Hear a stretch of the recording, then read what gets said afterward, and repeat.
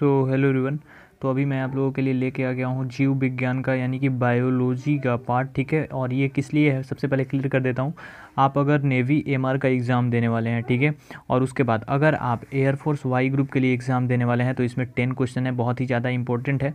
और ये जितने भी क्वेश्चन मैं करवाऊँगा जीव विज्ञान बायो के लिए, ये सब एग्ज़ाम के लिए बहुत ही ज़्यादा इंपॉर्टेंट है। तो शुरू करते हैं क्वेश्चन को। सबसे पहला क्वेश्चन हम लोग देखते हैं, जीव विज्ञान का पिता, फादर ऑफ बायोलॉजी किसे कहा जाता है? सही आंसर हो जाएगा ऑप्शन सी, यानी अरस्तु को जो है जीव विज्ञान का पिता कहा जाता है। ठीक है, यानी जनक।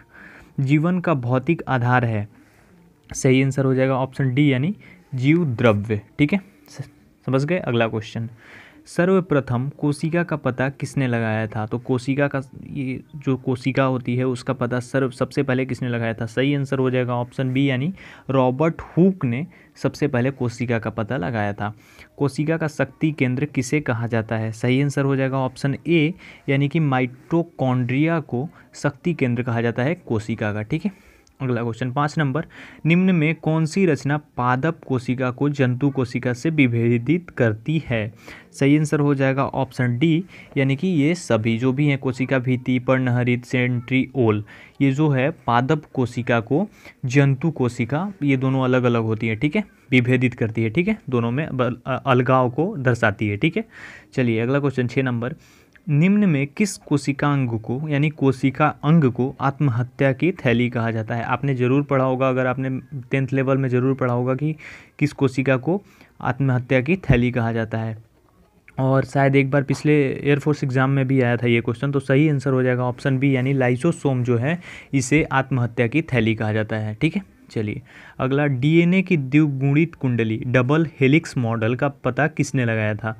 तो जो डबल हेलिक्स मॉडल है डीएनए का, ठीक है, इसका जो पता लगाया था उसका सही आंसर हो जाएगा ऑप्शन ए, वाटसन एवं क्रिक ने। ठीक है, अगला क्वेश्चन, डीएनए का प्रमुख कार्य क्या है?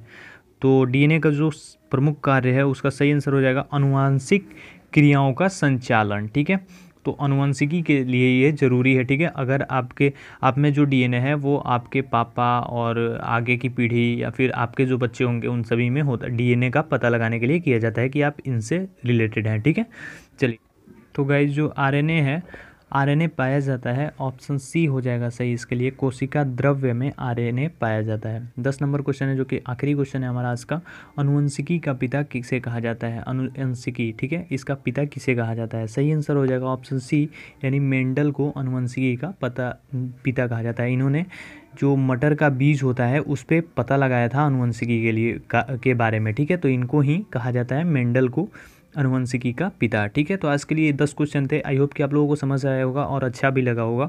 और आप लोग कमेंट करके नीचे बताना कि कितने आपके सही हुए। बाकी अगर वीडियो पसंद आए तो लाइक करो और शेयर करो अपने दोस्तों के साथ। ठीक है, तो मिलता हूँ नेक्स्ट वीडियो में आप लोगों से, तब तक के लिए धन्यवाद।